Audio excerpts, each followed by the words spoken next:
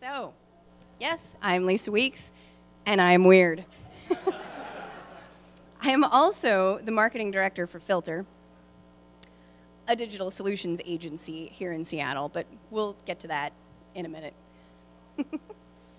Because first and foremost, weird is relative. There are a lot of definitions for weird, and in this case, for this particular presentation, my definition of weird is authentic. Weird is relative to your own perception. What's weird to some, of course, is perfectly normal to others, and which is why, for me, I use weird to express one's unique authenticity. Many of you know that I am an avid cosplayer. That's me. I'm on the bike. This was AX 2004, Anime Expo in Anaheim, and I rode that giant bike on stage in front of about like 40,000 people, which was awesome. It was really fun. But what some of you may not know is that this isn't new for me, doing cosplay or costuming or all of that. This is something that's completely inherent in who I am fundamentally as a person. I started playing dress up as soon as I could walk, as soon as I could get into my mom's closet. And one of her favorite stories that she likes to tell about me is that I was creating this bird costume, and I went and I found her brown leather gloves, and I put them on my feet because they made these awesome bird feet with the fingers. And she was like, "What are you doing?" And I was like, "I'm a bird. This is my bird feet for my bird costume." And she's like, "Of course you are. Yes, absolutely." There was also a phase when I was about 4. For an entire year, I wore this vintage Girl Scout uniform. I found this, and it, of course, complete with the beanie and the sash because you have to accessorize, you know. So I wore this for an entire year when I was from 4 to 5. So all of the pictures of me in our family photo album, Easter, Girl Scout uniform, Christmas, Girl Scout uniform. It's just, so that's me. It's been me for a very long time. There's another one. And since I grew up with an Atari 2600, I was also an avid video gamer. And that's what brought me into this whole cosplay thing, was just love of video games sort of inherently brought me into love of Japanese animation. And anime brought me into the delightfully weird Japanese cosplay, a hobby of cosplay, which of course some of you probably know is costume and play, and evolved from their kabuki, which of course is hundreds of years old. So the Japanese are really good at playing dress up.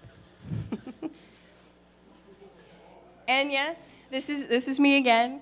I make no apologies for this. This is what I do in my personal life. This is my hobby. That's my boyfriend. He couldn't be here tonight, but he is really that tall. And and I make all of these costumes from scratch. I make them myself. It's like the only domestic thing I can do. I can sew. But basically, people have come to expect this from me. I've brought this into every job that I've ever had, every workplace situation that I've ever had, and people expect this from me. This was me at work for Halloween. Points for anybody that gets the reference. Thank you. Awesome.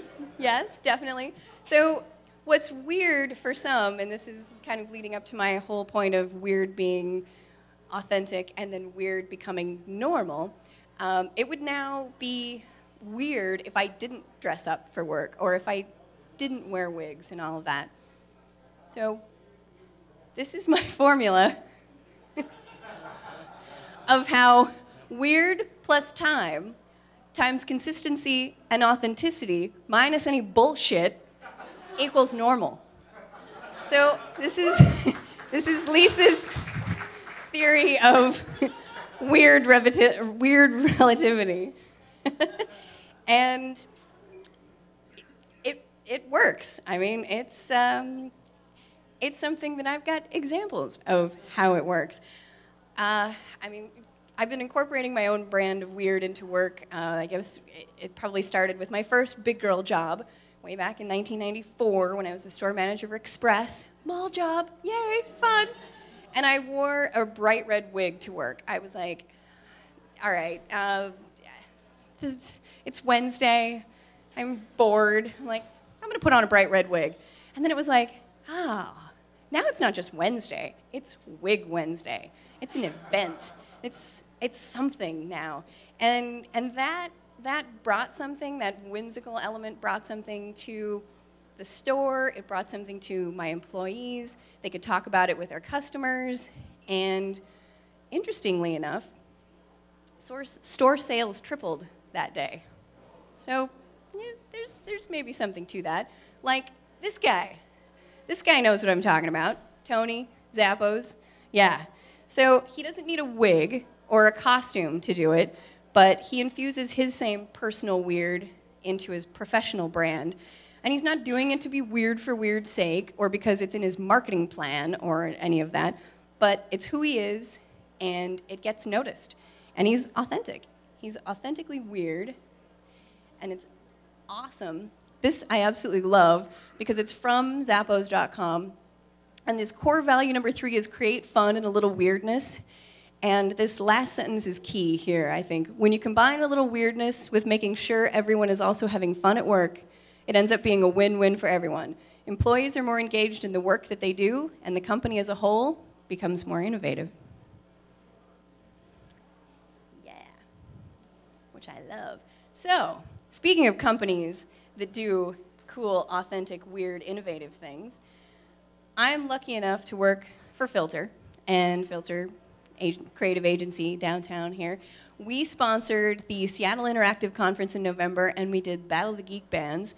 And our awesome creative team developed this Filter Fembot that we created for this poster.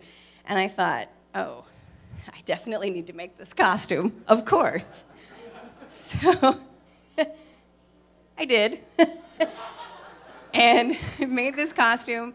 And when we did our Battle of the Geek Bands, I went on stage at Showbox, Soto, and I presented the award to Kirby Crackle, which was great. They did a fabulous job winning the Battle of the Geek Bands award. And I also incorporated parts of it into our booth presence at the conference itself. And booth is kind of misleading because we took an opportunity to take a typical like pipe and drape booth situation and where you go around and you get stuff from individual vendors and whatnot. And we created the 8-Bit Lounge because our whole tenet for Seattle Interactive Conference was that you can't look at technology and you can't talk about technology and the future of technology without building upon the tenets of the past. And a lot of us grew up with 8-bit games, and there were even some people that did presentations about what UX designers can learn from creating within the confines of 8-bit structure. And we also did a presentation called Pencils versus Pixels, and that's where the 8-Bit Lounge was born, which is pretty cool. So another example of how weird works. I'd like to introduce you to a colleague of mine that I think does this really, really well. She's unable to be here in person, but we have some Zoom poppers here in the audience. Hey, Zoom pop.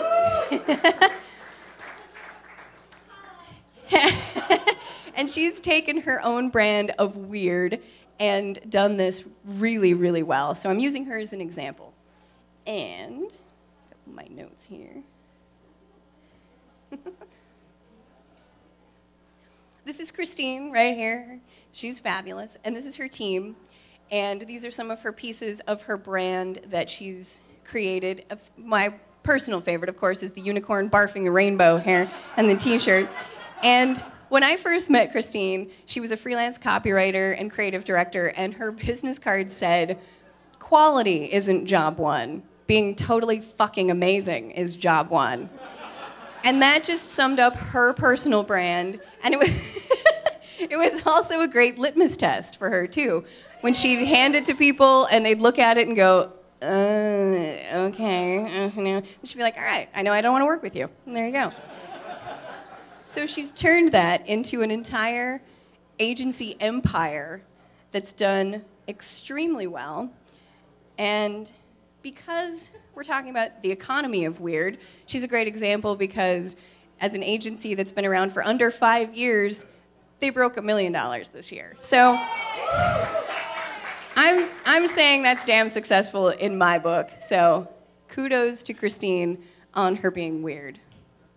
because it obviously works.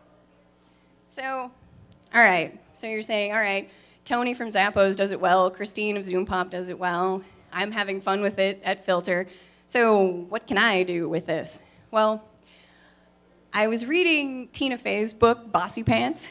I don't know if you've read it, but you've probably read that section on improv and her rules for improv. And I love this picture of her because, yes, she's weird, and she's definitely making it work. But basically, her rules, and there's only 4, so it's not too long, bear with me. First rule is agree, and this is kind of like the interpretation of how you can use this in the workplace. And I have to read this directly from her book because it's really funny. So, when you're improvising, this means you're required to agree with whatever your partner has created. So if we're improvising and I say, freeze, I have a gun, and you say, that's not a gun, it's your finger. You're pointing your finger at me. Our improvised scene has ground to a halt. But if I say, freeze, I have a gun, and you say, the gun I gave you for Christmas, you bastard, then we have started a scene because we have agreed that, in fact, my finger is a Christmas gun.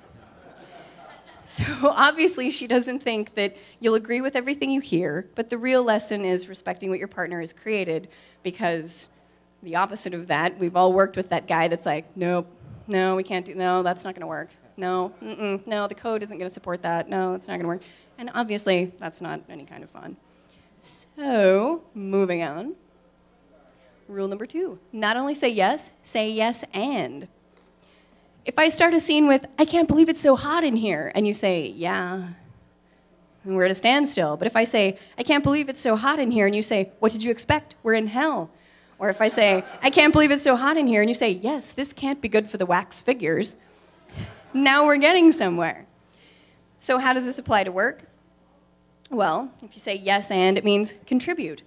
Don't be that guy who sits in meetings in the office and who has nothing to say and just kind of nods. Contribute something. Maybe it's weird. Maybe it'll work. Maybe it'll be that one thing that when you're presenting to a client that was like, yeah, I've seen all of these before. We had other agencies come in and present all the same stuff. You're the only one that came in and presented this, and it's crazy, and this is exactly what we were looking for. Ta-da! Make statements. Now this is kind of interesting and weird because it sort of flies in the face of everything you've ever been told about. Ask questions, ask questions. It shows interest, it shows you've done your research, or blah, blah, blah, blah. Well, then again, on the other hand, it also just puts pressure on everyone else. Statements. Statements. Make a statement. It's a positive way of saying don't ask questions all the time. This is Tina Fey talking. If we're in a scene and I say, who are you? Where are we? What are we doing here? What's in that box? I'm putting pressure on you to come up with all the answers. We've all worked with that person. That person is a drag. It's usually the same person around the office who says things like, there's no calories if you eat it standing up. Or, I felt menaced when Terry raised her voice.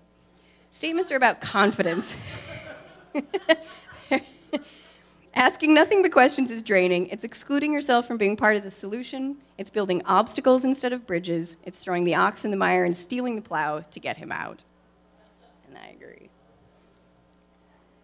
And of course, a lot of us in the creative industry knows this. There are no mistakes, only opportunities. And this is all about adapting. Again, Tina Fey talking here. If I start a scene as what I think is very clearly a cop riding a bicycle, but you think I'm a hamster at a hamster wheel, guess what? Like this. That's what I imagine she's doing. Now I'm a hamster in a hamster wheel. I'm not going to stop everything to explain that it was really supposed to be a bike. Who knows? Maybe I'll end up being a police hamster who's been put on hamster wheel duty because I'm too much of a loose cannon in the field. In improv, there are no mistakes, only beautiful, happy accidents. And many of the world's greatest discoveries have come from beautiful, happy accidents. Look at the Reese's Peanut Butter Cup. Or Botox. So basically, in work, not every project is going to go as planned. You can take the amateur approach, stop the scene, destroy the momentum and start over, or you can be a pro, adapt to the change, make your own, and possibly in the process, create something greater. So, as you can see, I take this very literally, and I take it to heart, that work is a stage, and work is a place where you can use the rules of improv. Play some improv, add your personal touch to some projects, be weird, and be authentic. And just maybe over time, it will become normal.